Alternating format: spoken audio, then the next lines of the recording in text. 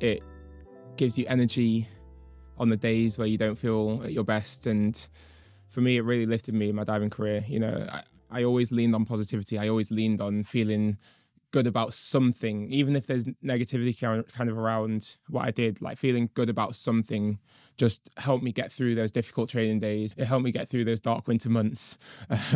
You know, seasonal affective disorder is not something I've been diagnosed with, but probably have it. Hey guys, if you don't know me already, my name is Yona Night Wisdom.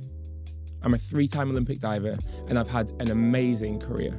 But now I'm retired, I want to reflect on my journey, my experiences, and the lessons from all the highs and lows. This series will be all about high performance and what I did to fulfill my potential. So I'll be sharing stories and hopefully talking to some guests. This is possible thanks to my incredible sponsor, Budgie Smuggler. Check out the link below for 20% off store-wide.